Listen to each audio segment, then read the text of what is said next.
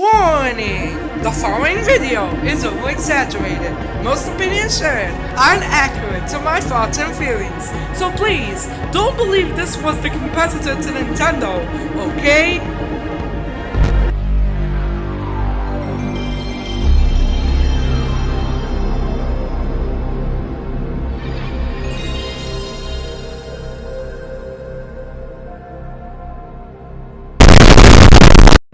It's not a Nintendo console, even though it was supposed to be one. It can't play DVDs. The new PlayStation feels like the new 3DS XL but in 2000. Also look, there are many colors in the PlayStations. There's white, black, blue, and blue. Why? Why so many colors? The PS1, the new PS1. Wow, we are creative with the names, guys. According to Wikipedia, the console costs $299 at once. $299! What the fuck, Sony? Are you on drugs? The menu interface is bland and boring. The PS1 didn't have HDMI support. Dumb. The PS1 Classics is 50% smaller than regular PS1. The menu again looks bland and uninteresting, and they even use some of the elements from the PS4. Also, there's no music for the menus. Dumb again. Warning, the following video is over-exaggerated. Most opinions shared aren't accurate for my thoughts and feelings. You know what they say, the more the spidey.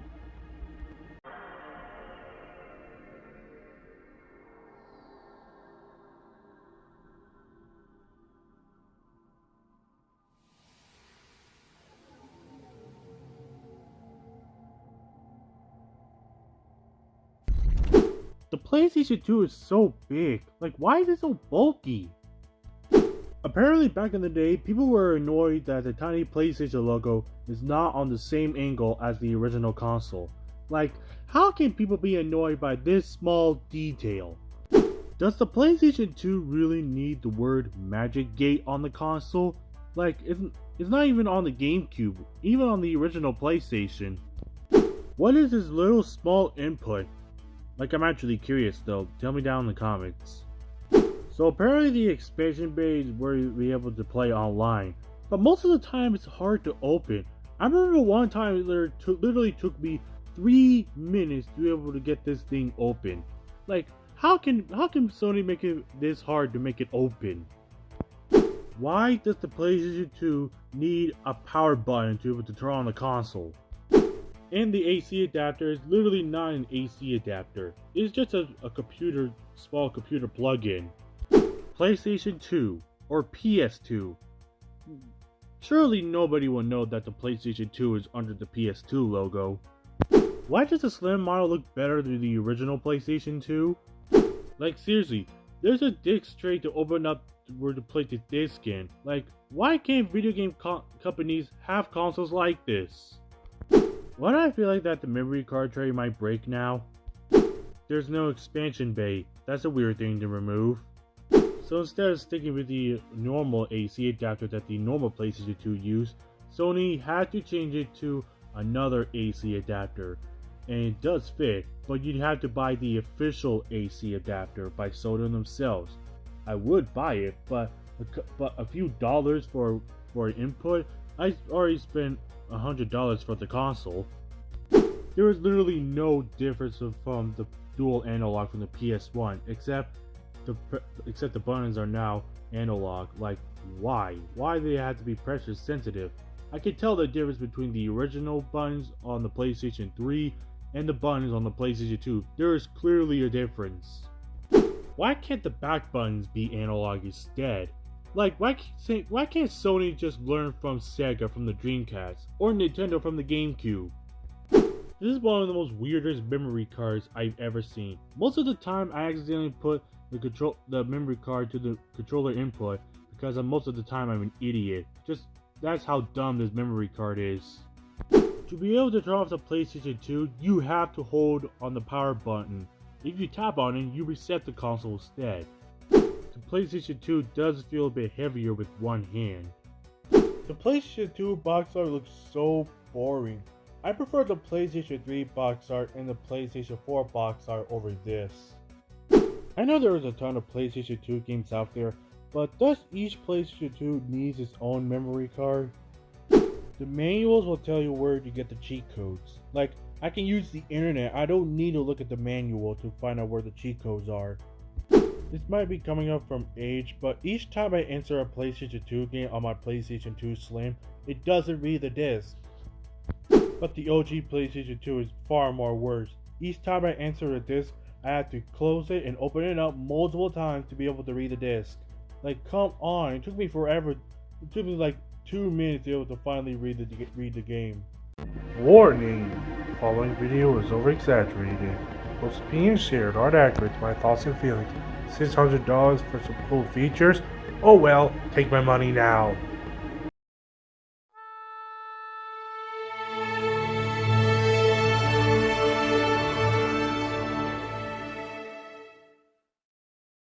Let's get the obvious out of the way. Controller mediocre. This is where you'll like and subscribe because I'm just that relatable. And yes, Sony did try to change the design for the PlayStation 3 controller, but they switched it to this controller because many people hate this, but why? The other one looks so cool. The triggers are absolute trash. You press on it for too long and your finger just slips off of it. I get that Sony's games are transitioning to 3D with the analog triggers, but it aged poorly. And yes, you can use the PlayStation 3 with the PS4 and the PS5 controller, but they came out years later after the PlayStation 3 release, so yeah, we were stuck with the DualShock 3 for a while. So this might be the unpopular opinion, but the PS3 controller is much better than the 360's controller. I don't know why people say that the 360 controller is by far the best controller. I don't really find it that comfortable to hold for me personally. The 360 controller is definitely better than some of the third-party PS3 controllers. And yes, this is the real controller. Also, yes, it's somehow weaker than the PS3 controller. Most people actually believe that the Xbox 360 was the real winner between the PS3 and the Xbox 360. I'm sorry, but the sales number says otherwise. Did you know before 2009 that the PlayStation 3 logo on the cases were so much different with the Spider-Man font? Well, the reason why they changed it because many people laughed at it, even though Sony owns the rights to Spider-Man. Oh, of course Greatest Hits make a comeback. Like, yeah, it's cool, but why the red cases? Why not go with the blue cases? Because it's PlayStation's brand. Does anyone remember that Sony used to do blue cases for the PS3? Yeah, me either. The PS3 uses HDMI cords, but it also uses AV cords. Why on earth would anyone want to use AV cords in the year 2006? I guess it's for the Wii because it was underpowered, but the PlayStation 3 is transitioning to HD. The console should be using HDMI only. There's 4 versions of the PlayStation 3. The original 2 are the one without PS2 backwards compatibility and the other one without PS2 backwards compatibility. The third version is the PS3 Slim, and the 4th version is the PS3 Super Slim, which the ones I have now. You don't need to push the buttons for the PlayStation 3 Super Slim. You just need to use your hand. Use your hand to move the disc tray slot to put the game in. That's all. With the PlayStation 3 Slim and Super Slim, there's no PlayStation 2 backwards compatibility. Only PS1 backwards compatibility. I guess for cost-saving measures because of the awful launch that the PS3 had, but still. Speaking of PS1 games, oh my god, this looks absolutely horrible. And every time you enter a PS1 game, they always change it to digital mode. You know, the D-pad, instead of analog mode. Like, what the deuce? This menu UI is so good. PS2 games run better on PS3, but most of the time, like games like the SpongeBob SquarePants movie video game, sometimes in cutscenes, the sound is out of sync, and I don't like it. Alright WB Montreal, it's time to bring the Batman Arkham Origins to the next gen consoles. It's been stuck on the PlayStation 3 for a very, very long time. And while we're at it, Media Molecule, please pour Little Planets 1, 2, 3, and Card into the next gen consoles. Like, people will love this game automatically. And yeah, I know the servers are down, but they could find a loophole around it. While Sly 4 is a good game, it is definitely the weakest one of the Sly series. And this was the last game of the Sly series, by the way. Let's not forget how creepy the early days of the PlayStation 3 commercials. They just... ugh, why do they have to get approved? Warning. The following video is over-exaggerated. Most opinions shared aren't accurate for my thoughts and feelings. Are you ready for the comeback of the decade? You better be.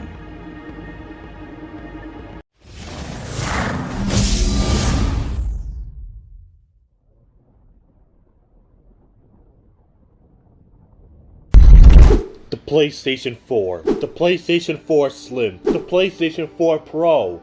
Man, the Pro model should have been the main one. It looks so cool. You want to change the faceplates on your PlayStation 4, right?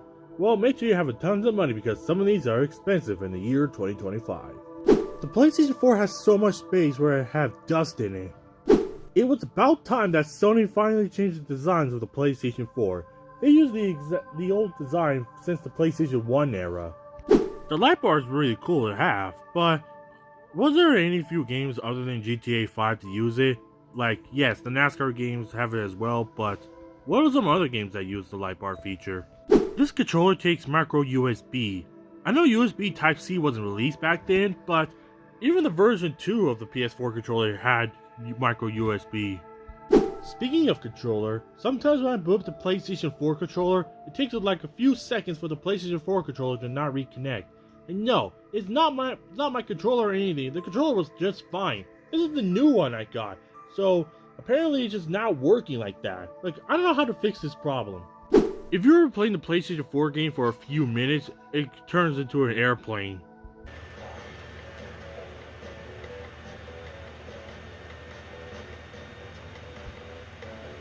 I guess the only exception is Minecraft, but other than that, some other games just turn into an airplane. The racing wheel on the PlayStation 4 controller looks absolutely realistic to a real-life counterpart. Like, oh my god, there's too much buttons on this controller. This is the dumbest looking controller and I absolutely love it. I can't play my PlayStation 3 games on my PlayStation 4. There's 3 versions of the box art for the PlayStation 4. The original version, just the original version, the PlayStation VR version where it has VR included or VR in general, and the last one is the PlayStation Hits collection. This was the last PlayStation era with the PlayStation Hits, because the PlayStation 5 just doesn't have them anymore. The PlayStation VR is the funniest piece of tech, but my god, does it take a lot of cords for it to work. Also, you gotta be careful where you're going with the VR headset, because most of the time you might accidentally bump into something like I did in this video. The PlayStation VR is useless without the motion controls. The PlayStation 3 is my favorite console of all time, but I'm gonna be honest, the PlayStation 4 menu, it looks so much better. You can set up your PlayStation wallpaper through your screenshots you collected. Now this looks so cool. Also, who wants to watch YouTube on the PlayStation 4? You can edit videos on the PlayStation 4, which was good at the time, but with the technology advancing in the modern day, yeah, this is useless. You can't connect your headphones on the PlayStation 4, unless it's the official ones by Sony themselves. I would buy it, but I'm not sure I want to pay that much money. I've already spent like $300 on the console.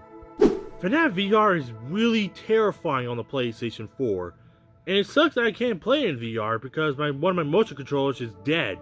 Little Big Planet 3 on the PlayStation 4 was basically the death of the franchise. Don't get me wrong, I like Sly Cooper and the Devious Raccoonist, but why is it the original version and not the Sly Collection version?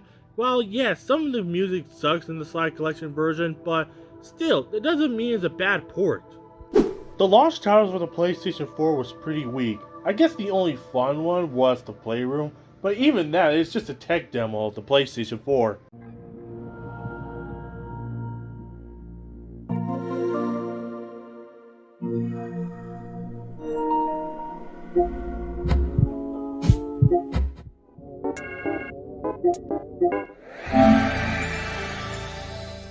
Why is the PS5 so big? This thing is a hog. I can barely fit it next to my TV. Obligatory looks like a network router joke. The middle of the console is glossy. Can't wait for fingerprints. While you can place the PS5 horizontally with the stand, there's no way I'd want to do that. It looks so fragile, and plugging in accessories causes it to shift all around. Like all modern consoles, there's not enough storage. In fact, there's only 667 gigabytes, which, hey, that might sound like a lot, but we all know how much data just one PS5 game takes up. In order to install more storage, you have to take the shell off and unscrew this bolt to add an M.2 drive. These things alone are expensive, and it needs to have a heatsink as well. There's only 3 USB-A ports and 1 USB-C. That's not a lot. External drives can only be used for saving games and not actually playing them. Hey, hold on a second. What now? Because the PS5 is mind-blowing. I got one too. Say what you want about the design. It stands out as one of the most unique-looking consoles of all time. The DualSense controller is legendary. Even aesthetically, it looks really cool. All the buttons feel amazing to press. The button shells have a clear coat revealing the icons underneath them. It's got a very futuristic style. And the joysticks are great. There's an outer lip to help prevent your thumbs from slipping. The most impressive aspect is the adaptive triggers. For certain games, you'll feel actual resistance and tension when pushing down. It's pretty wild technology. And haptic feedback adds vibrations when running around in games, adding an extra layer of immersiveness. And if you want to play games and chat with friends, there's a microphone built right into the controller. The textures for all the PS5 accessories use the iconic PlayStation buttons, and I mean all of them. The console itself, controller, PS5 camera, Pulse 3D headset, wireless chargers, you name it. Okay, that's fine and all, but let's get into the actual games. Outside of Astra's Playroom, very few games have utilized the PS5's control features. Oh, and speaking of games, I got a question for you. Where are they? There's very few PS5 exclusives, one of them being Demon's Souls, which, okay, but that's a remake of a PS3 game. But oh yes, there's Deathloop and Death Stranding Director's Cut, but these are timed exclusives, so alright. But wait, there's also Sackboy and Horizon Forbidden West, but oh, they're on PS4. But hey, wait a second, Ratchet & Clank Rift Apart, that's a new one, and so is Returnal. So, summing all that up, that's really not a lot of games after, almost 2 years. And let's not forget that PlayStation is in the process of merging together PlayStation Plus and Now with this new tier system. PS Plus Essential and Extra seem fine enough, offering things like discounts, monthly downloadable games, and stuff like that. But then there's the premium option. Apparently, a catalog of 340 games from the PS1, PS2, and PSP is coming, but it's $18 a month. That is pretty steep just to play retro games that probably won't work if you download them and unsubscribe later on. Dude, you're being way too harsh. While there may not be a lot of PS5 games yet, thousands of PS4 games are backwards compatible. And you can still use the PlayStation VR with the PS5 on top of your old PS4 controller. Some PS4 games can be enhanced with Game Boost on the PS5. Blast processing is back. Games load at a blistering pace on PS5, and they look even more incredible with ray tracing, HDR, and 120 FPS for some games.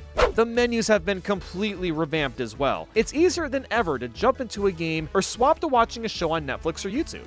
I mean, I guess I can agree with you on some of those factors, but I haven't even brought up the accessories. The media remote has no grips on the bottom, making it very easy to slip across the table or wobble around. Even if I had a disc PS5, there's no eject button on the remote.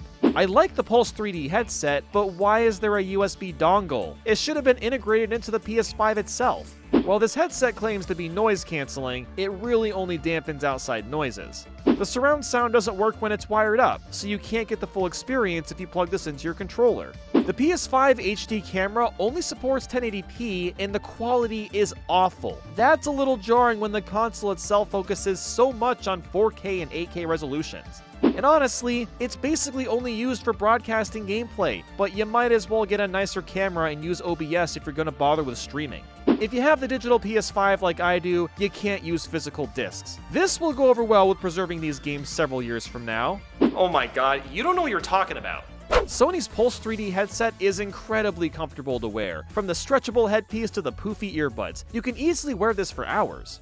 For $100, the sound quality is pretty darn decent. Sony developed its own type of surround sound called Tempest 3D, and it captures background noises in a way that feels like reality. The media remote is completely unnecessary to own, but man does it look slick. The buttons feel great to push, and it's even got a dedicated panel for streaming apps. The PS5 HD camera is stylized to mesh perfectly with the PS5's general look. And it's extremely easy to hook up. Just plug it into the console and plop it on top of your TV to get started. Well, some of that stuff is fine, but good luck getting a PS5. It's still nearly impossible to get one without paying a scalper's price. Finally, something we can agree on. Anyway, yeah, sorry, I'm gonna get going. I've got bigger issues to worry about. See ya.